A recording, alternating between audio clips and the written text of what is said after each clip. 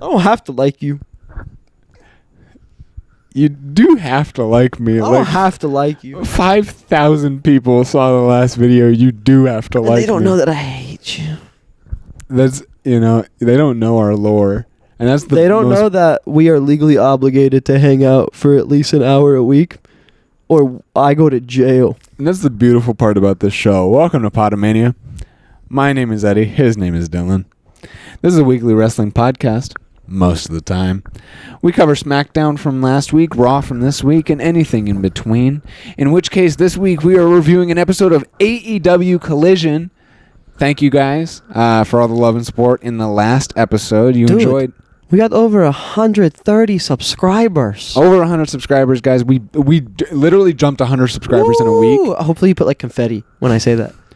And literally 5,000 of you saw the other podcast. So, hey, guys. Hi, how's it going? While you're here, follow the damn podcast. At Pod-A-Mania Pod. You can also follow him. _EWL3. And you can follow me. Bozo Dills. And also, hit the subscribe button, hit the like button, and your favorite part of the podcast you should comment about. We got a lot of really lovely comments on YouTube and some pretty wicked ones on TikTok.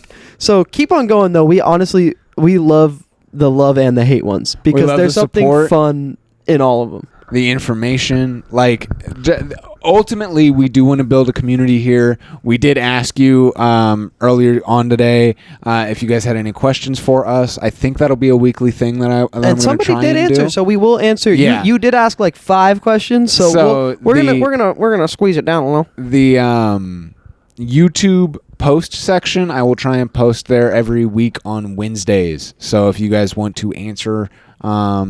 Ask us questions, that'd be the place to go. We are also on Spotify and Apple Podcasts.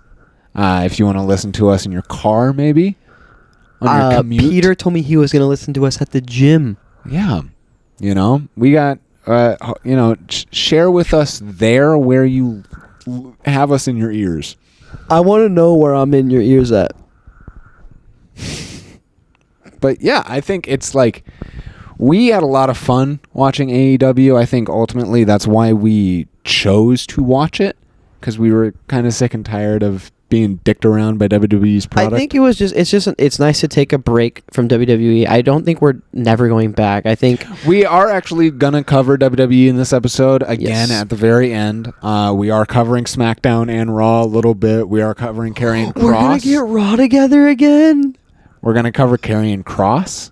Yeah, we have a lot to talk about. But we did watch Collision. Saturday nights are all right for fighting, Dylan. For the first time in my life, I watched AEW Collision. And that's not clickbait. And I must say, entertaining show. Hell yeah. I did do, again, what I did last time. So he has notes on his phone. And I took notes.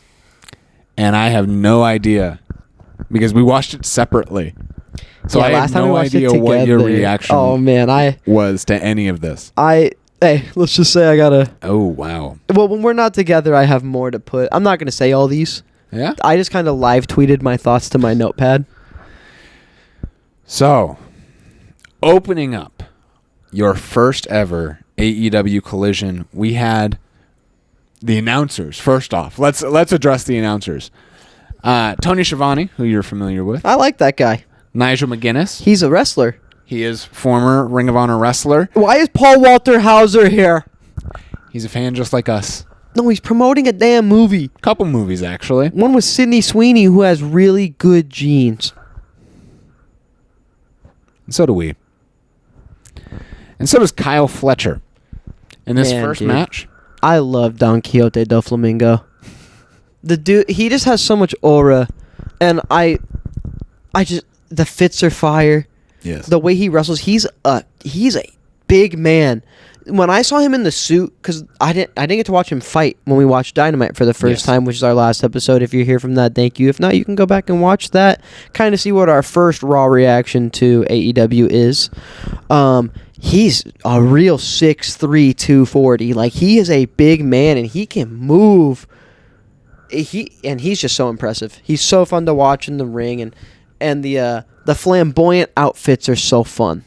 Like he is next. Yeah, I wouldn't be surprised that like within the next year or so, he is AEW World Champion. I hope so, man. We are definitely seeing Ospreay versus him for the World Championship at some point. Like that's the program, really, to crown Fletcher as like this guy who came up as the young lad from Australia. He talked after the match, and I out loud again went, "Man, you sound like that." So, okay, we didn't say who he fought. Kyle Fletcher did open the show defeating Ishii, who is a legend. Tomohiro Ishii. Over 2,600 matches in his career. 2,600 matches in his career, fighting for places like New Japan Pro Wrestling. I wrote down Unk versus nephew. Yeah? Yeah.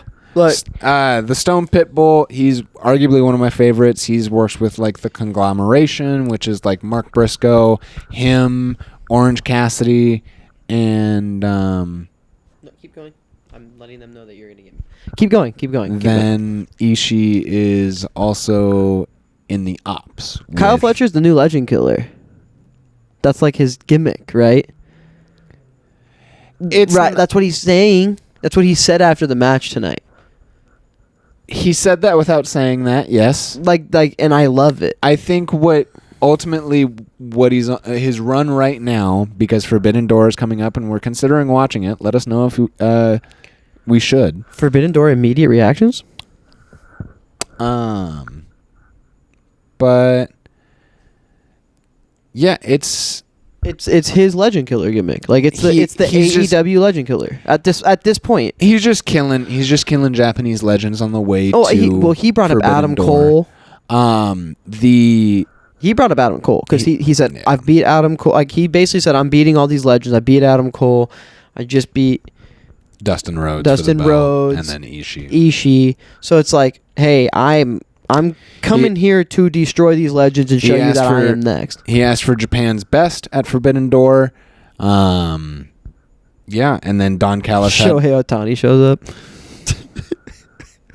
Check out from the Garage Sports. Hasn't posted like 3 weeks. Wonder where that guy's at.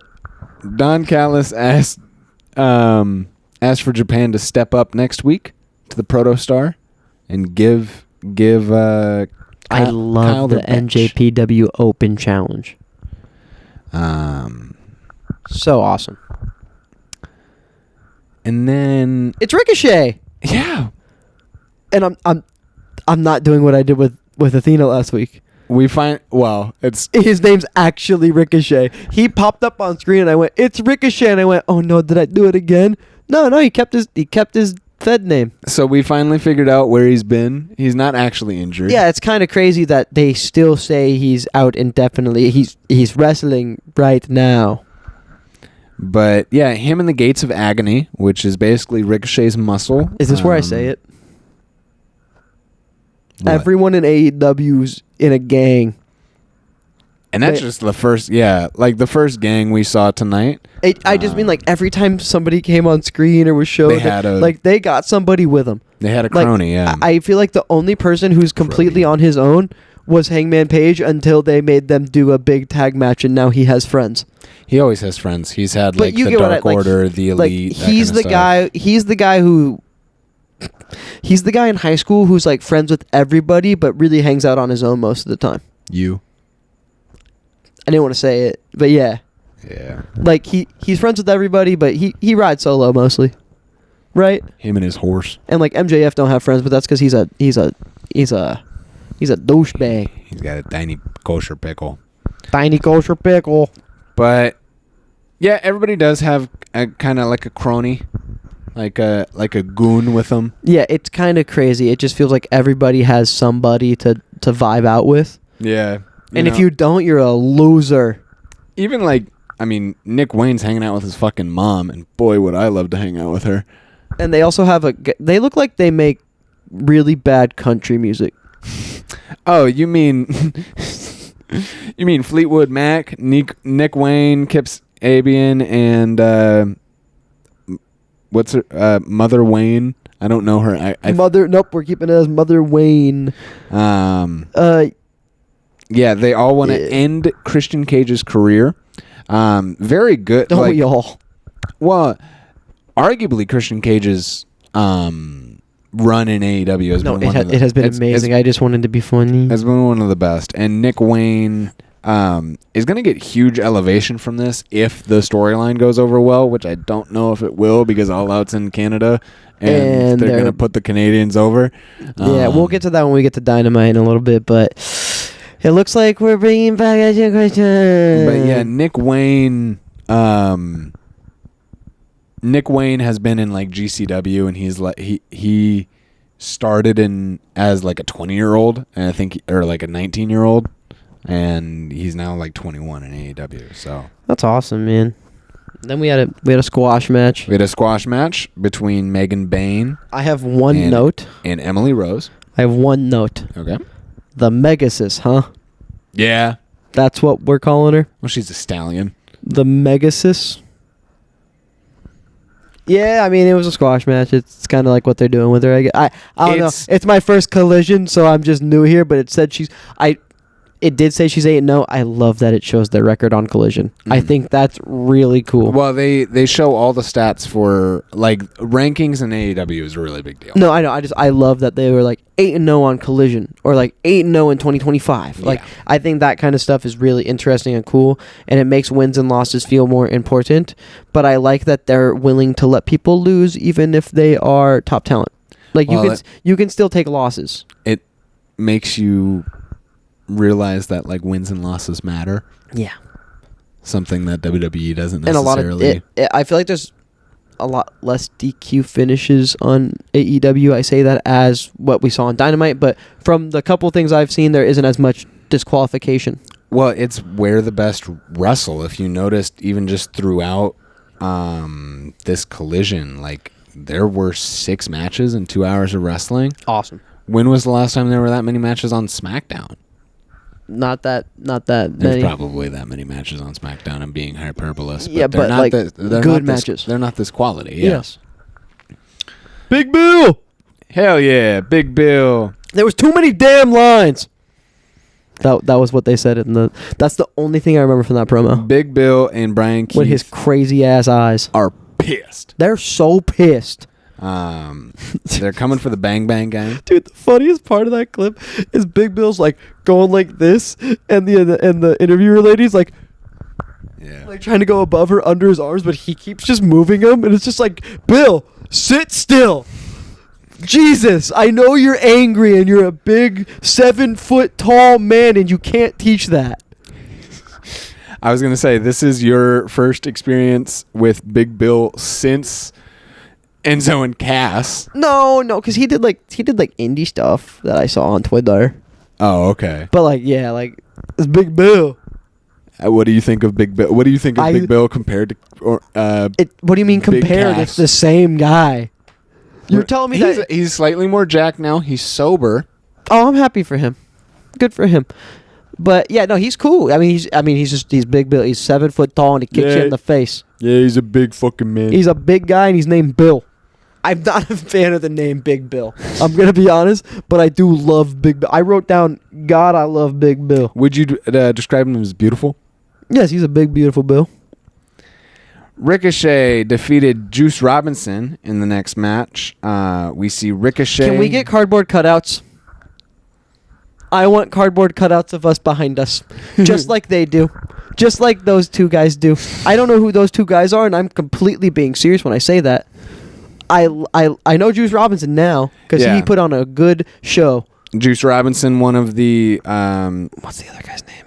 Juice Robinson and Austin Gunn. Yeah, I want cutouts like they have. They have the Bang Bang Gang, which is Austin Gunn. This is going with my theory Colton Gunn, who are both Billy Gunn's sons. Yes, that sounds right. And then Jay White and then Juice Robinson. We should really get like the FBI to search this AEW facility because there's like gang war happening on TV. They are called the Bang Bang Gang. I'm just saying, there's a lot of gangs on this show. The 4 of them, basically the Ass Boys combined with Bullet Club, and they formed the Bang Bang Gang. The Ass Boys? because Billy Gunn was Mr. Ass. I put it all together. I just had to say it out loud for myself. Yeah. And I still hate it, but I love it at the same time. I get why. Yeah, when people are injured, they bring out the cardboard cutouts. We need that's what I'm saying. Like, because you're going on vacation. I can sit in here with a cardboard cutout of you, and I don't have to feel like I'm alone.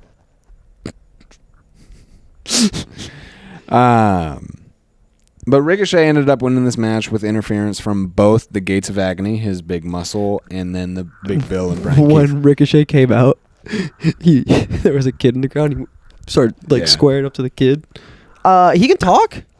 I thought WWE fans told me Ricochet couldn't talk, and he was really bad on the mic, and he was just really flippy stuff. No, he had a pretty good promo after the initial. And then he does fit in AEW with the flippy stuff. I mean, yeah, but also like they said it on commentary, like he used to be just like the technical wrestler, and now he scrapes eyes. He plays a little dirty. I like Ricochet. I always did when he was in WWE, but I like this version of Ricochet. This like, yeah, I know I'm an asshole. Yeah, like that's fun. Yeah. and then Juice Robinson smacks his bald head. What did you think of all the bald chants from the crowd? You know, I agree. He's very bald. He's a very bald man. He doesn't have hair up there. It is very funny. I think bald people should get smacked on the head. Yeah, that happens a lot to him. It should. I think it is very funny because like other bald people in AEW will insult him for being bald. Oh yeah, no, it's perfect. It's exactly what it needs to be. So also, Juice Robinson and Ricochet have no in-ring chemistry at all. It was a little messy. Yeah, it was a little messy. We can be honest. And I think Ricochet throws his head back like Shea Gilgeous-Alexander getting fouled. Like if you ever watch a basketball player foul bait, that's how Ricochet sells. Yeah. Dude, there was one sell where he literally had his full back bend. It looked like he was going to hit the back of his neck, and then he just curls at the last second and falls. And it's just like, man, you are really good at goofy selling. He was the Dolph Ziggler of his time. Dude, he's awesome. I loved it. I really liked this match. Like I said, I know there wasn't much chemistry, but it was a good, fun match. Hey, you know where there was chemistry, though? With FTR and Big Stoke in their squash match. The muscle of Big Stoke in this one. Hearing a British man say I'm short, I'm bald, and I get no hose on commentary made me really happy. I'm short. I'm short. I'm bald. And I get no hose. And I legit felt like a wave of comfort come over me. Yeah. What did you? I mean, this prepared you for Cope versus Stoke. Quote, let's go Stokely. Yeah. I love Stoke, man. The finish to this match, he's climbing to the top rope and he gets to the top and he's like, no, I want to go on the middle rope. I don't feel comfortable on the top. Like, Stoke gets it, man. And then, you know, he says after I face you, Cope, you're going to be one of my hoes. Spoiler alert, that didn't happen. Kind of. It didn't happen. Kind of. I want to be honest with you guys, it didn't happen. So is Darby Allin's gimmick just attempted murder? That's later. That's not even on Collision. Oh no, they showed the flashback. They showed the flashback to last week. Okay. I'll ask that question in a little bit. The next match was Hechicero. Hey, there we go. Defeating AR Fox with Daniel Garcia on commentary. Everyone at home, I want you to rewatch this match, and I want you to play a drinking game where you either take a shot or chug your beer every time they say technical spectacle. Because you will get so drunk. They kept saying it. Like, I get it. It is fun to say. It's coming up. It's fun to say. I agree, but I feel like if I say it too much, I'm going to accidentally say testicle. Wow. I got a little wrapped up in my phone during this match. Oh man, it was a good match. I was still watching. Dylan, I'm being honest. I was still watching, but it was just it wasn't one I was excited for. I didn't have any prior knowledge of either of these wrestlers, but it did make me excited for the technical spectacle. That is going to be a fun match. AR Fox is one of my favorites out of the two. Him not getting an entrance kind of like made me feel like he doesn't matter. Yeah. And I'm saying that as like. But I think that's just to save time on Collision. No, but I understand it's to save time, but you also have to understand, as someone who has never watched Collision, I don't know who this guy is. So when you don't give him an entrance, my brain automatically thinks job. Yeah. I'm learning in AEW it doesn't mean that. They do it to save time, but also, yeah, the guy. Then the guy on commentary gets an entrance, though. Yeah, the guy on commentary gets an entrance for some reason, but he does the little dance. That's why. It just makes me upset because it's like I don't like when people don't get entrances because they're not winning. Yeah. Now, if they ever did a switch up and they had the guy who didn't get an entrance win, I would shut my mouth and say, "Oh my God, it's always a possibility." But I've never in my life seen somebody who doesn't get an entrance win. And James Ellsworth doesn't count for like half a second. I think you're like, I've never in my life seen an AEW match where the guy. We've watched 2 shows. No, I mean ever in wrestling, because like even when Santino Marella magically won his title, like. He had an entrance. He had an entrance. The next match goes on with the Triangle of Madness with Sky Blue, Julia Hart, and Thekla. So we're summoning Devil on TV? Defeating Queen Amanada, Ty Mello, and Willow Nightingale. They were just in the middle of the ring holding hands, like summoning the devil. I kind of hate to break it to you. I do have the power of the devil and all. That's what they're doing. Hey guys, I know you just wanted a fair fight, but I got Satan in my back pocket. And sorry. Yeah. My fault. Why do we always default to that voice? Well, I was doing the TikTok audio. I just mean like, why do we always go to fault? But this was your first introduction to Thekla, Willow Nightingale, Julia Hart. I really like Willow Nightingale. She is awesome, and I put Magic of Friendship versus Devil Magic. Yeah, definitely. You get the power of friendship on the other team there, the faces, and then Devil Magic there with Julia Hart, who used to be there with Malachi Black, Aleister Black. I like this group of 3, by the way. I think they are good for each other. Sky Blue is like her minion. She like infected her with the demon. Banana? Yeah. And then Thekla just debuted. She's from... Sure. Sorry, she infected her with her demon? Is that what you said? Max Caster's open challenge. Can you survive with the best wrestler alive? Can you survive 5 with the best wrestler alive? Let's go, Max. You're the best wrestler, yes. I love it so much. Dude, oh, man. Oh, wait, you forgot to say that FTR, one of the guys from FTR said, "Forget my ugly wife." I did pop when he said that. I popped. I was my ugly wife dying. And my brat daughter is what he said. I was dying, man. FTR gets it. They just get the business. Max Caster, like, going out, just being like, "I'm the best wrestler in the world." So, can you survive 5 with the greatest wrestler alive? And no, you want to. And then Shibata's music hits, and he goes, "Oh shit!" Like, if they zoom in on his face, and he literally goes, "Oh," like just in shock that Shibata's here. You know what makes it even better? Huh? Max Caster owns the copyright to the term "best wrestler alive." Yeah, no, I love it. That's what that's what that paper is. I know. It wasn't like he won a match to be. He just copyrighted it and says it. Yeah. And you know what? It's hilarious. And it's over.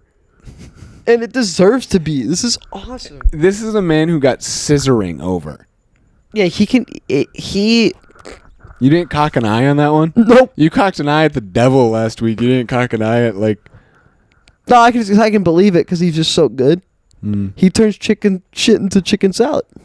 No, scissoring wasn't chicken shit. No, you get what I'm saying. Like he's somebody who can just get anything over. It feels like that. Like he just has so much charisma. He does. He ultimately, he's awesome. He's doing better work than Anthony Bowens is, which is unfortunate. I do like both of them, and I think they're in a situation that any tag team is when you separate them, where it's like, what are you gonna do with the other one? Yeah, because the reason you split them up is because Max Caster was gonna do this. It's kind of the same thing of like Grayson Waller and Austin Theory. Yep. What are we gonna do with Grayson now? Yeah, because like we're gonna just release Austin Theory. And then what are we? We didn't even talk about. That's what sucked about missing the Fed episode. We'll get there. But man, Yeah. what do you do with the other one? And it really sucks when one of them hits on their next gimmick right away. Yeah. Where it's like, man, everyone loves this Max Caster. Because I will tell you, the Pride of Pro Wrestling, it could have been a great gimmick. I think, like, not to stick him in another tag team, but like him and Fred Rosser. You just stuck him in another tag team. I know. You said not to do that, and then you did it. But like they could be a tag team if they wanted to. I just ultimately, yeah, Max Caster awesome. did end up shitting, and he got a handshake. He did end up shitting his pants against the wrestler Shibata. I love that, by the way. When she said that at first, I went, and then I was like, oh, that's his thing. Yeah, so Shibata is like a legend. I know the name. Okay, you have to admit it's kind of funny hearing the wrestler. Yeah, and then his name. It's like, well, yeah. What? Well, you find out why. You find out why in this episode. You know. Yeah. You find out why in this match. You find out why when the wrestler takes on the best wrestler alive. Not Kenny Omega, Max Caster. It's Max Caster. To end off the night there on Collision, though, we did have your first Hangman Adam Page match with Hangman Adam Page with Jetspeed, Kevin Knight, and Speedball Mike Bailey. Dude, Mike Bailey's back. Taking on Roosh, Dralistico, and Beast Mortos. Beast Mortos. I kind of described this to you when you got here, that this is like, it's a trios match. Yeah. It's a good heel versus face trios match. This cowboy kicks some ass. The cowboy kicks some ass. He got a good... people were saying it was a hometown pop. Is he from Virginia?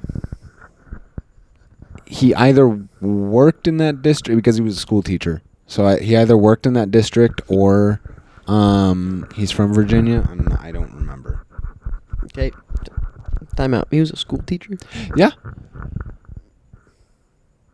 He used to educate children. He used to that's why he stands for the rights of workers, because teachers deserve to be paid more. And so do we. Two white guys. So straight into AEW Dynamite. I think we can just go to Dynamite. Two white guys with a podcast. Because Dynamite also opens with Hangman Adam Page and MJF meeting face to face. Yep. MJF and Hangman Adam Page open up AEW Dynamite. The way I'm going to describe this is brain rot for the kids. Hangman Adam Page rage baited MJF. Yeah, just rage baited him, and it's like, well, yeah, it's MJF. He gets rage baited. He's like a guy. He seems like a guy who gets rage baited pretty easily. It is pretty easy to do the Charlie Brown football thing with him. Hey, MJF, dude, you're gonna make the field That's goal. what MVP did last week. Actually, you're gonna make the field. Oh, yeah. you almost had it. Yeah. They had a back and forth. Hey, but he was good in that before too. Back and forth exchange of words between the Hollywood star MJF and the cowboy Hangman Adam Page. MJF or Hangman Adam Page. Who said what now? MJF did say that I would ruin you. Is what he said. Something along those lines. Ruin you, destroy you, bring you to your wits' end, that kind of thing. He said all that. He said all that just to get rage baited into using his contract. And then Hangman Adam Page tricked him into cashing in his contract tricked him is a crazy way to just say he called him a pussy. For a World Heavyweight Championship match at Forbidden Door. It is just a crazy way to say that, though. Because that's what happened. I mean, Hangman. It was a great promo. Hangman Adam Page did say that he's been through hell. The people accepted him for who he is and who he was, to become their world champion, and he saved AEW. Even with his flaws, he is still a people's champion. He knows better in the second reign. All that it really does show where both of these characters are at, especially comparing that. MJF is just fiending for any semblance of like. I mean, he wants his big beautiful belt. He is nothing without his triple B. I think something that I see with AEW that is done really well that WWE does not do as well. I don't want to be that podcast. You're gonna be that podcast. But he keeps doing the thing where he says, "I don't want to be that guy," and then is that guy. But for the next 10 minutes, I want to be this guy. 10 minutes. AEW has a better world championship chase scene than the WWE. It really does feel like one guy. Are you talking about right this second? It feels are you talking about on August 13th, 2025, or are you saying like in the general time period of the last couple of years? Because that matters. General time period of the last couple of years. I don't know, man. WrestleMania 39 and 40 was kind of cinema. That's what I'm talking about. That is the chase it's chasing Roman Reigns.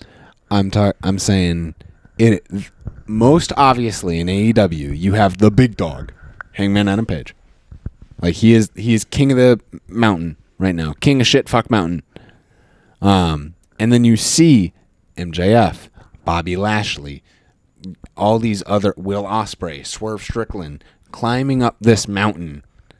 They all want the World Heavyweight Championship, and it all seems like an equal. They all have an opportunity at any week to grab the championship from them because it's that hungry, and that's why like rankings matter so much in AEW. In WWE, you can argue you see that main title scene of the CM Punks, the Seth Rollins, the Yeet Merchant, that kind of thing. It's just a different chase, and I don't think one is better than the other per se because they're taking it in different directions. Because I think a lot of people like when there's one clear guy that everyone's chasing, right? Yeah. Like, and I understand what you're saying is like 1 week it could be Swerve, 1 week it can be Hangman, 1 week it can be MJF, and that's really cool and that's really interesting. And I agree to an extent, but also like when Roman Reigns was in his run, it was like who's gonna be the guy to do it, and I think that's just as cool. I think who's gonna be the one. Like each time he enters a new field, is this the one? Is this the one? And I think that's really. I think it's a different. I would say level of it. If you imagined Roman's title reign, nice. And you like, what I'm saying is like, all the feuds with Brock and Cody and Seth, like if they were all kind of like happening at once and building at the same time, and like there were tension with three separate, like imagine but the tension. Does that not? First of all, that did happen. You did have Brock, Roman, and Seth all at the same time. That's why the cash-in happened when that happened. Yeah. So, first of all, that did happen. Sorry to be that guy. First of all, no. Sorry, you are sorry that to guy. be the actually guy. But I'm actually. Second of all, that can also take away. Yeah. That can take away from how prestigious your champion is. The reason Roman Reigns having that long of a reign and the build to it is like, okay, he's had this thing for 900 days. He's had this thing for 1,000 days. Who's gonna be the one? Yeah. And the storyline of Cody losing at 39 to winning at 40 was awesome. Was amazing. Like looking back, like I think WrestleMania 39 was a better match. WrestleMania 39 was a better match. But you don't get 40 without 39. But what the fuck did Cody do in that? The thing was like, I'm gonna sound like such a douche. It doesn't matter when you look back at it. I'm just saying when you look back at it. I know we can't do anything to change the past. I'm just saying I'm not even saying that. I'm saying when you look back at it, you don't think of what was in between 39 and 40. You don't. You really don't. When people talk about that feud, they talk about the big match of 39 SummerSlam That's crazy. We were talking about we got here from AEW. Yeah. Ultimately, I do want to hear your final thoughts on your first AEW collision. Just because we did kind of like skip right into Dynamite. Do I sound like a bad person when I say really good B show? Like it's clearly the B show. It is. And it's good for a B show. It's way better than SmackDown. SmackDown is awful. The bar is on the floor on SmackDown. Well, yeah, but that's what I'm saying. Like, so, like, for my expectations of B show, it's good. I like how many big faces are on the big show, on the B show. Yeah. It doesn't feel like a B show, but it does. Yeah. You get more wrestling on this show. It follows that same parameters of the A to B show.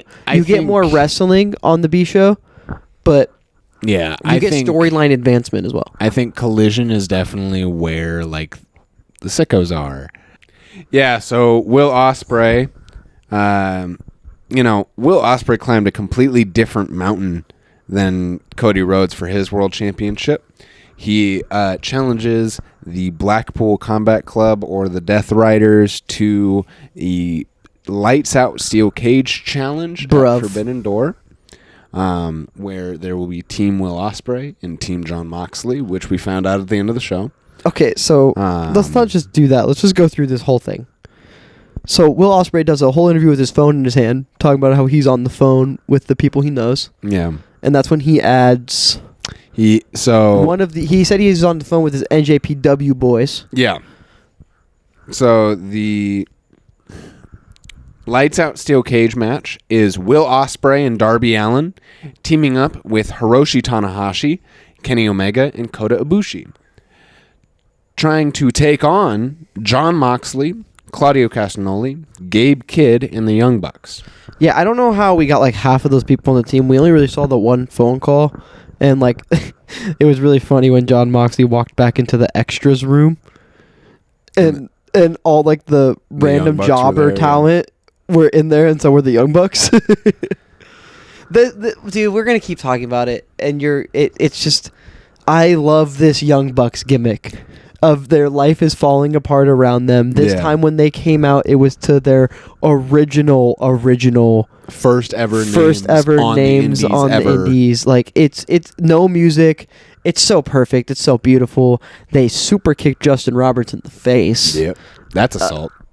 They're awesome. They're doing great. I know we're skipping around a little bit. No, we're on pace. Okay, but yeah, I really love this, and man, every Young Bucks match is a good match.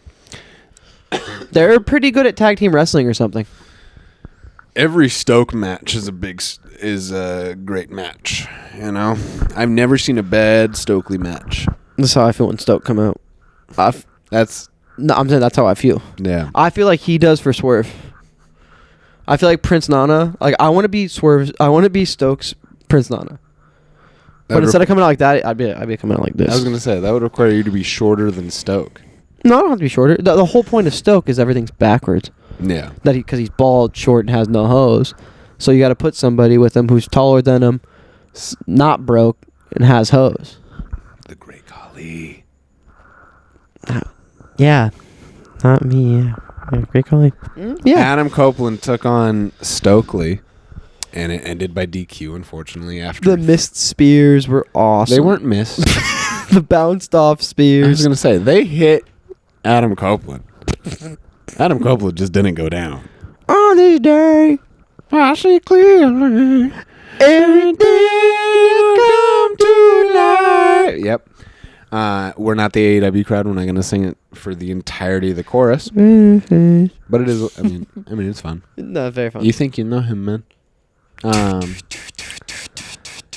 Yeah, we all saw this coming. Fucking, he broke the restraining order. They broke the restraining order between him and actually, FTR. Cope speared the guy from FTR, so technically, Edge would lose in the court of law. Dun, dun, dun. And then Cope writes a book like OJ did. If I did it. My ugly wife and brat kids. If I had an ugly wife and brat kids. Brody King, Tomohiro Ishii, Hologram, and Hiromu Takahashi Sorry. Dude, that was good. Defeated the Young Bucks, Kyle Fletcher, and Josh Alexander. So you saw the Young Bucks. Don Quixote do Flamingo's back. You saw the Young Bucks team up with the Don Callis family, the heels, and then the faces. Shout out Brody King. So it was Kyle Fletcher, Young Bucks, and Josh Alexander. And Josh Alexander wears that on his head All the time. All the time, every match. He wears that stupid headgear every match, every time. He is Canadian. Checks. So, he wears the headgear. His head bounces up and down every time he talks. He actually does own his own wrestling promotion, Maple Pro Wrestling. Maple League The Pro more you Wrestling. speak, the less I think I should. Fair enough. Because it just looks so dumb. Take off the headgear, man. He does. I think he does get "you look stupid" chance. Well, because he looks stupid. Man, the most obvious thing is being said. Wow. He looks dumb. Just take off the headgear. Grow up. Swerve Strickland finally came face. Whoa, who won the match? Oh, I mean, You gotta go. Who won the match, man? the faces did. So you find I told you that you needed to watch this because this was like pure bread and butter AEW. Yes. This also showed you Takahashi, which is a New Japan talent. Probably one of the more well-known ones. He has a stuffed cat that he holds with him. I don't remember the name of the stuffed cat. Fire. Dude, it's just... I love Kyle Fletcher, man. He's so good. He has so many good his expressions too. Yeah. Like he does facial expressions so well. You missed it. He was selling his knee like Peter Griffin. Like that's awesome. The Young Bucks were like talking to the camera. They were like, "We'll see you after the commercial break." And in the background, you saw Kyle Fletcher. And you went, That's awesome. He's so good. And then there was one that we didn't talk about in the Atishi. Bless you. "Gesundheit." The match that he had on Collision. Yeah, against Ishii. Ishii, yes. The match he had with Ishii. Tomohiro Ishii. Yes. The spot, like he has a lot of spots like this where it'll be like German suplex, scream. He does it back, German suplex, scream into Ishii and Fletcher. Like in that match, like that was like their, like that was, Yeah. they were just beating, that's beating strong the hell. style. Yeah, they were just doing strong style, and like Kyle Fletcher. But what I love about him is he's down to switch styles. He's not locked into what he does. Yeah. Which Ishii's been doing it forever like that. Don't change. You are perfect the way you are. Fletcher's the young guy who should bend to whoever's kind of around him. Yeah. And he does so well at that, man. I think he's awesome. So Brody King, Ishii, Hologram, and Takahashi ended up defeating the Young Bucks, Fletcher, and Alexander. Takahashi took the win over Fletcher, which, showed that New Japan kind of did send their best for the protostar. And we don't even know who he's going to face at Forbidden Door. I'm going to say it, man.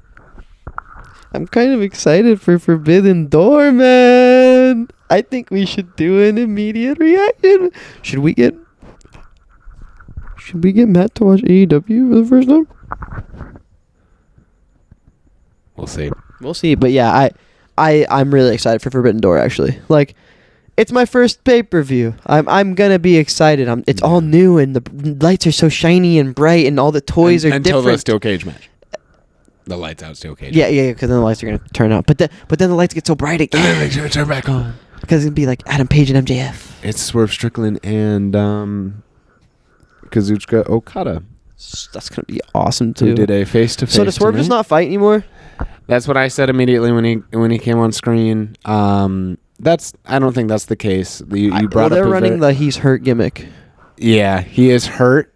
But I think it is also fair to say, like, yeah, you should only wait till pay-per-views to see Swerve Strickland wrestle, because it's like the rarity You're doing of the it. thing The where you WWE pick thing. and choose. Yeah, I know. You're doing the thing where you pick and choose, because when we talk about the Fed, oh, these guys never wrestle. Yeah. They only wrestle at PLEs and I don't like it. But my swervy worvy, you only get to pay to see him. That's what you're doing right now. I want you to know that. I know. You're straw manning. What the fuck does this have to do with One Piece? Shout out your socks from last episode. Yeah. But Shout out Kyle Fletcher. Swerve Strickland got face to face with Okada, who called him a bitch, dude. He said, "Bitch." Yeah, that's his thing. He just calls people bitch. He likes calling people bitch. Kind of reduced him down to a catchphrase character, even though he is one of the greatest. One of the greatest to wrestlers ever of all time. touch a rope. Yeah. He might be one of the greatest to breathe air. Him and Shohei Ohtani, the Japanese just do it different. They just do it different. AEW Trios champion, the Opps, defeated LFI in Dynamite's main event. So that was Samoa Joe. Do I say the Powerhouse thing? Hobbs. Do I say the thing where I'm like, trios matches are kind of like cool? Yeah, you will notice there are a lot of tag team matches on AEW. Well, it's because everybody has a boy. Everybody has a boy. Everybody's with ganging them. Yeah, everybody has a boy. Some of them have girls. Some of them have girls. You know, some of them have they/thems. Shout out Kevin Knight. Shout out Speedball Mike Bailey. You know, some of them have a gang and it's only one person. Shout out Kevin Knight. I'll understand that joke eventually. And the Opps, you saw Samoa Joe, Powerhouse Hobbs, and who was Shibata. Fun. The best thing to say is fun. Yeah, take on LFI, who was Roosh, Beast Mordos, and Shibata's so sick, dude. Yeah, he has a great match against Okada. Yeah. So if you think we should watch that, you should let us know in the comments. Any matches you think we should watch? Anything. Something that we probably should have said on the top of the show, but that's whatever. It's fine. If you're here, I love you. Say it back. Love you. I was talking to them. I know you do. I love you. Finally, ending off the show, MJF attacked Adam Page in the parking lot as he was trying to get to his flight. And he said, "I'm gonna ruin your life. Ruin your life, cowboy. Ruin your life, cowboy. Ruin your life, cowboy. You stupid bitch." Yeah, he was angry. MJF needs to see a therapist. That's my take. I think Bryan Danielson may know a guy. So does Glenn Jacobs. Senator or mayor.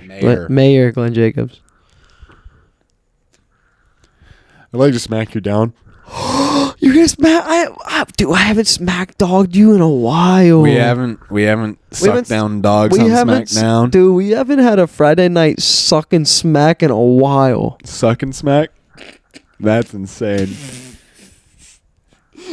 You know what's up? And it's stuck. Sami Zayn. Okay, Cardi B. Sami Zayn stock is up to the moon. Where's your carrying cross stock? And where's your carrying cross stock? It's weird how that coin got deleted out of the market.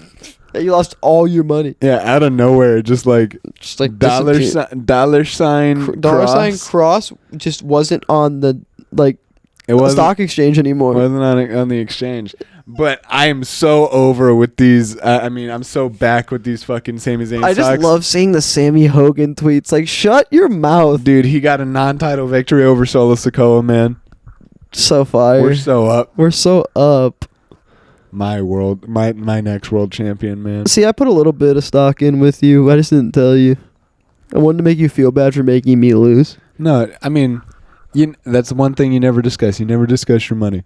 And just because I'm out in the open with it, and you see how sad I am, it doesn't. I invested. I went. You know what, man? Maybe Sammy. Sometimes you do have to invest into Tesla, even when he does say those things. There's other companies because that's how you feel about Sami Zayn and Crocs his opinions. dropped 10% and then jumped right back up today. You could have just done that if you wanted a day trade. Yeah, but I want to trade you birthday gifts at Alexa Bliss's birthday party. Okay, I missed this. They did. Oh, Sorry, you didn't watch SmackDown and Alexa Bliss's birthday party? I missed Alexa. I wasn't invited to Alexa Bliss's birthday party. I wasn't invited. Can't believe you didn't invite me, Alexa. Alexa Bliss's birthday gift. I don't think I know her well enough to call her Alexa. Alexa Bliss. Mrs. Bliss. Sorry, Mrs. Bliss. You should have invited me, though. Mrs. Twisted. I'm pretty cool.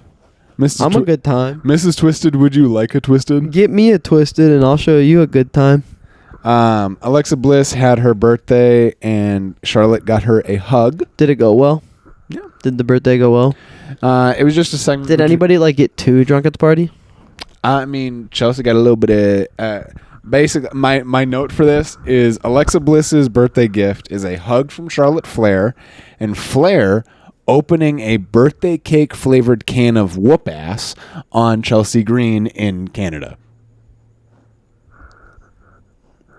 You should lay off the smokes when you type this shit out, because you realize if a normal person saw that sentence, they'd look at you awkward. Flair opened a birthday cake flavored can of whoop ass on Chelsea Green in Canada. Yes. I don't think that's a normal message or text. But you're right. That's what happened. It did happen. I'm happy they're happy. I think this little tag team is going well, and when they break it up, I'm gonna be like, darn, that'll be a good singles match. Speaking about the will they, won't they, are we over the Bloodline MFT story? We've been over this. I know. I only. But now they're getting wins over Motor City Machine Guns, and it's kind of ridiculous. You literally texted me, no way I'm reading this right, basically. Yeah. And you were, because you know what? Tala Tonga got a victory over Alex Shelley. That is a former Impact World Champion. What are we doing, dude? What are we doing? It's such a bad look. Okay, I'm going to say this. I'm sorry. 2 former Impact World Champions and a tall Samoan. Whose name is Tala Tonga. I'm sorry. 100 Motor City Machine Guns versus 1 tall Samoan. Hey, who was the other one? It was a tag team match. Who was the other Samoan? I don't know. Red Tongan, Blue Tongan, Red Tongan, 2 Tongan. What I was going to say is there's only one MTF I care about, and that's Solo Sikoa. I don't care about the other ones. They didn't make Jeff Cobb important. Yeah. Tall. Yeah. I miss Tala Tonga. Tama Tonga. I miss Tama Tonga, and I love Tonga. It's like, dude. Yeah. I just like Solo so much. It's so hard. I mean, some people say that the Bloodline story ended at 40. You know, before the Tongans debuted at all. You know, I don't know, but then you don't get before there were MFTs. You don't like I do like yeah. I miss him so much. But I hope he gets better. Yeah, I think it's kind of ridiculous. In 2025, we are still pushing Bloodline lore over one of the best tag teams in the world. I'm sorry. You hire the veterans of Alex Shelley and Chris Sabin, and you feed them to a tall Samoan. Again, can I reiterate? It's just a tall Samoan. There's nothing special about him. He's related to Rikishi. Mm-hmm. He fell out of Rikishi's nuts. Does that make him important or no? Hey man, Rikishi has a podcast. That's a future guest you're talking about. So do we. Podcast equipment needs to be more expensive. Is what I'm saying to Rikishi. Dude, Rikishi, man, what's going on? Friend of the show, Rikishi. No, he's not. That one I know is wrong. Not now. Definitely. Maybe he'll respect us. Nah, it's Rikishi. Respect this. Should I show Rikishi my ass? He may respect that. But you know what I don't fucking respect? I cut out half of my SmackDown notes because Logan Paul was on half of it. John Cena versus Logan Paul happened, dude. No, John Cena and It's gonna happen. it's John Cena versus Logan Paul at Clash in Paris. And I'm just saying we have 11 dates left. Brock Lesnar and Logan Paul are getting dates, bro. They're getting dates, bro. They're getting dates. They're getting actual multiple. dates. They're getting multiple dates. Because this was a date. So now we have 10. Like, that's insane. It renders us speechless, which is really bad for a podcast. For an audio podcast. And I hope your drive to work's going well. But or like your mid shift. Yeah, John Cena facing Logan Paul in Paris is a fucking waste of time. And anybody who's saying we wanted Brock, no, the fuck we didn't. Like the people saying we want AJ Styles. Yeah, sure. I want AJ Styles really bad. AJ Styles would have been perfect over here. This is insane. I don't know why. I don't know where. I want the Miz. I would have been happier with the Miz. Le Miz. Yeah, fuck Logan Paul. That's all I gotta fuck say. Logan Paul. Fuck this episode of SmackDown, dude. It was just so bad. R-Truth's face again because John Cena's face again. He's facing dumb again. What happened to Ron Killings? Why did he sign back with WWE? Why would he do? Why didn't he just like go to the Indies? That leads me to this other thing my first note for Raw, and like I said, somebody had a question for us and what our opinion is on this entire. Can we talk about the karrion Kross situation? The people saying it's a work shoot. I don't know. I don't care. It's not a work, dude. Don't jerk your fucking talent around because you're leaving them in the dark until right before their contract ends. You're doing the same shit with R-Truth. You don't even let them know that they're like leading merch sales. They have to go find out through Twitter. It's just disappointing. I had people in my life literally ask me why I'm watching AEW now. Dude. And it's like, dude, because this company doesn't care. Because his contract expiration date came and went. The guy had so much passion and pure love for the business. I watched the Killer Part 2 documentary. It's just like you see. Everyone's putting Logan Paul over, and I hate it because like maybe we are judging a person on the mistake they made way in the past, and I understand that he made a lot of mistakes, but everyone that in WWE, he might be just a good WWE talent and a bad person outside of the Fed. And I think we're going to have to accept that. That's a different conversation for a different day. But the idea that so many of your fans want this guy to succeed and you're just not using him in any of the storylines. I have a note here that this is my personal quote. They never want to have another yes movement again. And that's why guys like Karrion Kross and Sami Zayn can't get over. 100%. I agree 1,000,000%. They just don't want to be proven wrong anymore. They don't want the fans to have that say, to have that pull to change a superstar's life by falling in love with him. They want you to take what they give you, and they want their cake, and they want to make their cake and eat it too, Edward. Yeah. And it sucks. I cannot believe that they disrespect their talent like that. It's insane to me. And I hope, whether it is a work or a shoot, whatever,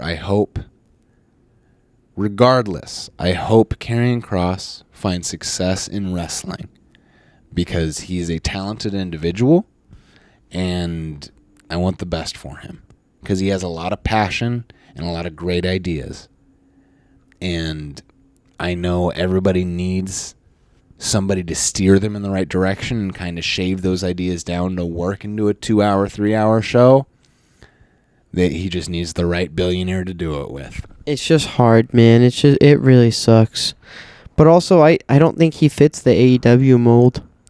He doesn't. I think he'll be great in Ring of Honor or TNA or something like that.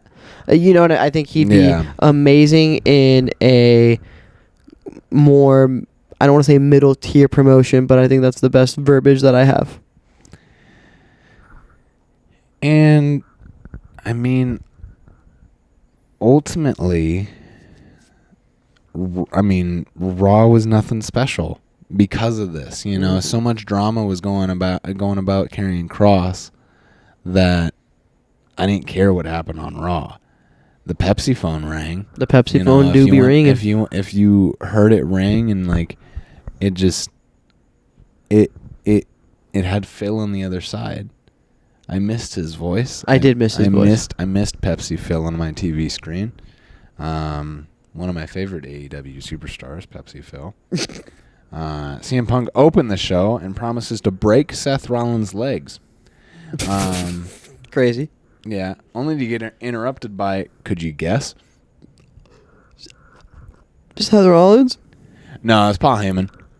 You know, who else would it be? Yeah, you're right. It has to be Paul Heyman. And then Bronson Reed had like 2 pairs of shoes around his neck now?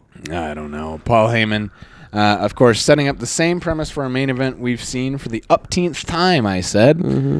Pepsi Phil, a Paul Heyman guy, LA Knight, and the Yeet Merchant.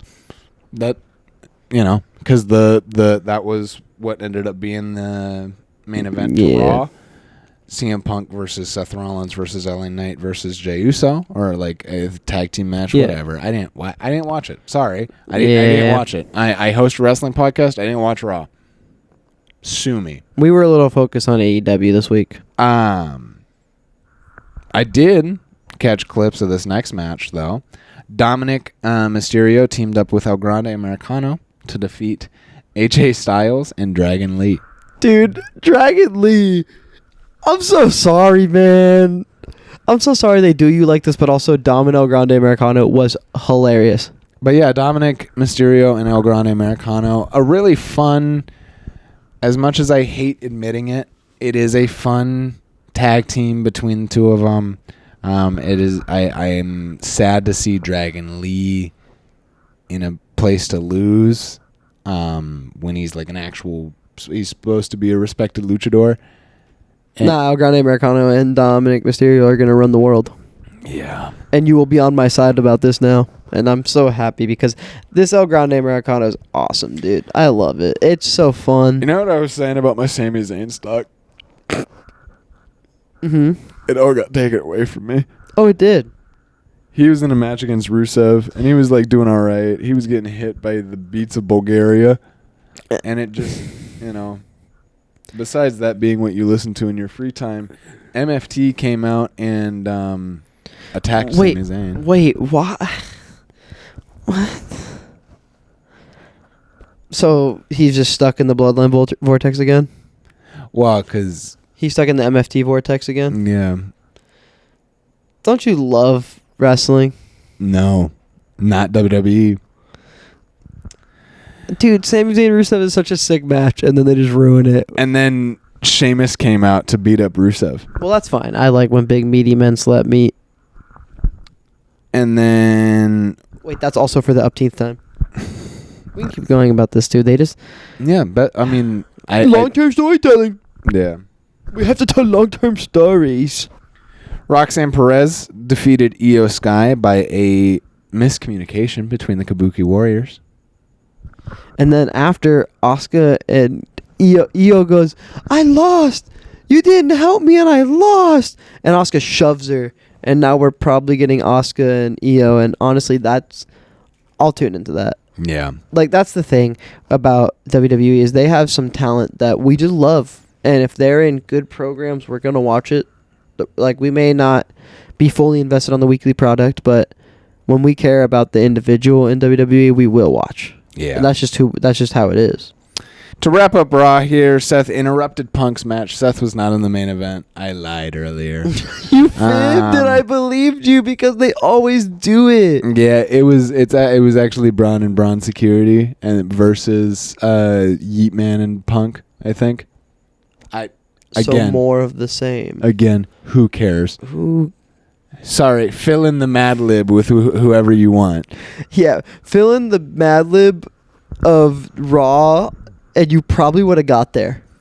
So, my note on that was Seth interrupts Punk's match. It's the same old shit. Can we wrap up the show? Thank you so much for listening. You can get us on Apple and Spotify podcasts. Yeah, and hopefully you enjoyed this episode, this review of AEW Collision. I think what we're going to be doing is we're going to just be picking select bits and pieces of AEW. Moving forward, I think we are engaged with AEW more. I think we are going to tailor towards AEW. We will kind of lean. It'll probably be 40 minutes of AEW, 20 minutes of WWE. That's like my guesstimate area. Ultimately, because we are invested in Forbidden Door and All Out a bit more than we are Clash in Paris and Crown Jewel. I wonder why. And with that being said, follow the damn podcast at Pod-A-Mania Pod _EWL3 and at Bozo Dills. Subscribe, like, and comment on the video.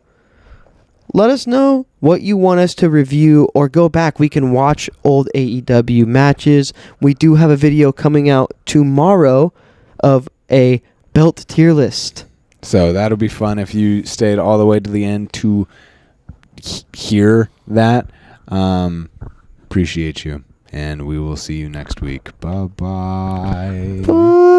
See you later, my love.